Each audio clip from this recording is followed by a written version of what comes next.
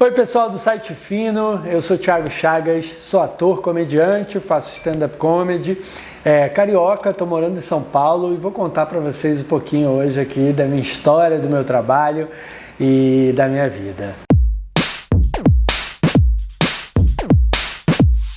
Eu era uma criança viada, mas eu não sabia, só que a gente já vai observando os olhares das pessoas, os olhares na escola, em casa, na família, em todos os lugares e os preconceitos que vão colocando na gente, né? Então a gente vai se questionando, se percebendo, mas por que estão falando isso de mim, né? Por que estão me perguntando isso? Então, desde que eu me lembro, eu sabia que eu tinha atração por outros homens, né? Mas que eu me assumi mesmo foi a partir dos 16 anos. Milhões de vezes eu era repreendido, assim, igual eu falo no meu show, né? Eu já sabia, eu não sabia, só que já tinha aquele negócio de anda igual homem, senta igual homem, levanta igual homem, fala igual homem, respira igual homem. E eu entendi tudo errado, eu entendi anda com o homem, senta no homem, levanta do homem. Então, assumir para todo mundo, até hoje ainda é uma coisa muito chata, né? É igual, por exemplo, nenhum hétero se assume, né? Então acho que os gays terem que se assumir é uma coisa muito chata. As pessoas deveriam só ser elas mesmas e pronto, e ninguém se meter, ninguém perguntar sobre isso. Eu já tinha começado a fazer teatro, foi quando eu me encontrei assim, porque o teatro é um espaço onde você entra e não tem preconceito. Então você pode ser todas as coisas que sofreram bullying na escola, ali ninguém vai fazer bullying com você. Pelo contrário, às vezes você até chama atenção, se destaca, é mais adorado e mais aceito por aquilo. E foi o que aconteceu comigo. E aí eu fiz amigos pela primeira vez e me apaixonei pela primeira vez aos 16 anos. E quando eu me apaixonei, então, finalmente não tinha mais para onde correr, né? Eu tinha que assumir mesmo. E falei com os meus pais. E a minha mãe, na época, ela chamou... Na verdade, eu falei para minha mãe, né? E ela que chamou meu pai e meu irmão e falou assim, olha, é isso, isso e isso, e vocês não mexam com ele. Então, ela me defendeu nesse lugar, né? Eu era uma criança que eu achava que eu era toda errada, toda inadequada. Porque não tinha amigos, não me encaixava em nenhum grupo, não me encaixava em nenhuma galera da escola, galera do condomínio, galera da rua. Era uma coisa assim que eu não me enquadrava, né? Eu acho que nem era necessariamente só a questão da sexualidade. Eu acho que tinham outras camadas, né? De sensibilidade, de artista, de outras coisas que influenciaram, né, nessa minha personalidade. Quando eu entrei na primeira sala de teatro, no primeiro curso, e não tinha aqueles olhares julgativos, aquele bullying da escola, sabe? Era pelo contrário, era um lugar onde ser diferente era legal, onde ser diferente era valorizado. Eu podia ali ser amado, ser aceito e ser quem eu era. Foi ali que eu fiz os primeiros amigos, que são meus amigos até hoje, há 20 anos. Então, por isso foi a minha paixão e o teatro me escolheu. Assim, a primeira peça que eu fiz, a Aurora da minha vida, eu entrei em cena, eu estava tão nervoso que eu me tremia inteiro. Eu entrei e o público ria sem parar.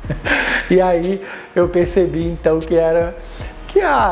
então vou ser comediante, né? Então vou ser ator e tal, que as pessoas gostaram. E aí fui estudar e aprender. Eu comecei fazendo curso de teatro, né? Onde a gente fazia várias peças no final do ano. Mas a minha primeira peça profissional foi uma peça chamada Adolescentes Aborrecentes Aborrecidos. Fez muito sucesso, a gente viajou muito, era a direção do Bem-vindo Siqueira. Depois eu fiz algumas outras peças profissionais e aí eu fiz uma primeira novela, que foi Cidadão Brasileiro, em 2006, lá na Record. E era uma novela do Lauro César Muniz, que ele queria contar a história de um médico gay na década de 50, que tinha um relacionamento de fachada e tal, sofria todos os preconceitos. Imagina se hoje é difícil, na década de 50 pior ainda, né? Aí eu fiz essa personagem, que foi um primeiro triângulo gay, né? O primeiro triângulo, assim, que tinha um homem Dois Homens e uma Mulher, né, na televisão. Foi muito legal essa novela do Dr. Nilo. Depois disso, eu comecei a produzir também, produzi na Casa de Dramaturgia Carioca, aí conheci vários mestres, Camila Amados, Celso Martinez Correia, Sérgio Pena, Ana Kifuri, vários grandes mestres, né, que eu produzi os cursos deles e estudava e atuava. E aí produzi uma peça chamada Proibidão, que era eu e um amigo meu. A gente fez muito sucesso aqui na Casa da Gávea. Isso foi por volta de 2009, mais ou menos. E depois eu comecei a fazer stand-up, comecei a fazer personagens. Eu fiz um personagem que era o gay gospel. Eu queria também fazer teatro de verdade, né? Assim, não stand-up. O próprio stand-up comedy também era um mercado que não tinha muitos gays. Na verdade, não tinha nenhum, né? Tinha as drags, ou tinham os caras héteros, quase não tinha nem mulher fazendo. Eu resolvi fazer duas peças, produzi duas peças, uma chamava Homens, do Caio Fernando Abreu, e era o universo todo do Caio Fernando, que é um autor incrível, e a gente fez algumas temporadas, viajou bastante aqui no Rio, e depois fiz uma outra peça chamada Se Eu Fosse Eu, que era da Clarice Lispector, que eu também produzia. E aí eu também fiz uma peça chamada Vampiras Lésbicas de Sodoma, que foi uma super comédia, ganhei o prêmio Senin de melhor ator de 2014. Fiz um filme que ainda não estreou, que é o Compro Likes, um longa. E agora voltei para o stand-up em 2019. Voltei para o stand-up, estou com meu solo e criei também a personagem Dona Fernandona, que é a personagem do Instagram, que também tem feito bastante sucesso. Mas é que ele é gay. E daí? E daí que isso é errado? Quem disse? A minha igreja. A religião é de quem?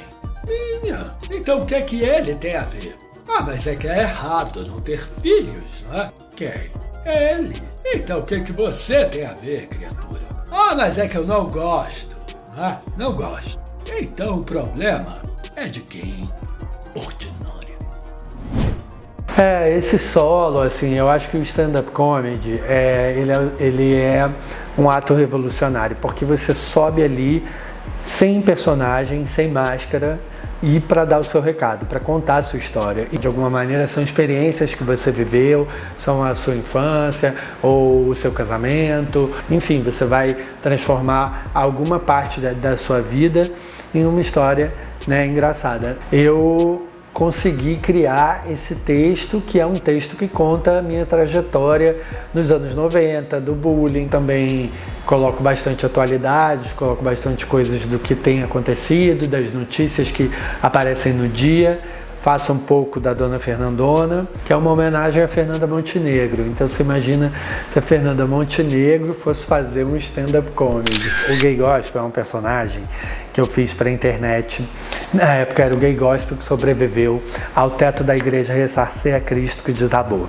E ele conta o seu encontro com Jesus, seu encontro com a luz. Nesse encontro, ele descobriu que ninguém pode separar a gente de Deus, ninguém tem esse direito. Então ele volta para a Terra para contar isso para todas as bichas, que no céu tem área gay.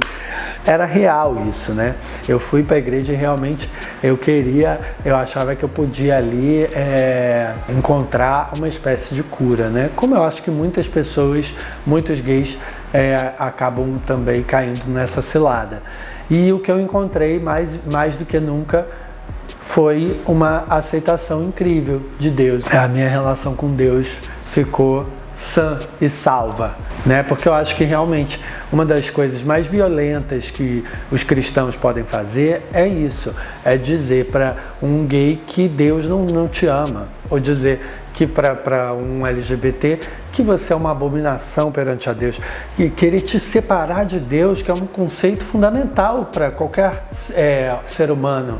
E se você acredita que existe algo acima de você que te odeia, que não te aceita, que te condena, então o que sobra, né? Não sobra nada. É difícil ser artista, né? Vamos combinar, para começar. É difícil ser artista em qualquer lugar do mundo, é difícil ser artista no Brasil, muito. Agora, ser artista LGBT ainda é mais difícil ainda, né? E eu acho que existe também um marco aí, que é antes e depois de Paulo Gustavo, por exemplo, de Pablo Vittar, não é? A gente não pode negar que essas pessoas, esses artistas vieram e provaram que, na verdade, o mercado pode sim aceitar, né? Foi num momento histórico, foi numa confluência de coisas, né? Eles são maravilhosos, mas eu acredito que abriram caminho para muita gente. Rir é um ato de resistência, eu acho que primeiro de si próprio. Porque se você ri de você mesmo, se você consegue rir das suas dores, dos seus traumas, como a gente faz com o stand-up, contando um trauma, uma situação terrível que eu passei, mas de uma forma muito engraçada, a gente consegue resistir mais.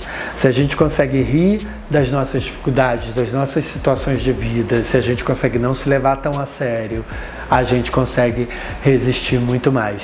E sobretudo nesse momento atual, né, que a gente está vivendo, com esses representantes no governo que a gente tem, a gente precisa cada vez mais conseguir resistir. E rir é um ótimo ato de resistência, sim. Gente, obrigado a toda a galera do site Fino, eu adoro vocês, obrigado a todo mundo que assistiu até aqui. Meu Instagram é @oThiagoChagas com TH e também @Dona Fernandona, são 2 Instagrams para você. E a gente tem, eu fico sempre divulgando a agenda de shows, pelo Brasil inteiro a gente está armando shows, mas principalmente no Rio, em São Paulo, tem sempre. Então fiquem ligados, eu tenho Cabaré Comedy com a Suzy Brasil, que eu faço, e tenho o meu solo também, que se faz aqui Chagas, que a Dona Fernandona participa, e tem esses 2 perfis, eu espero vocês.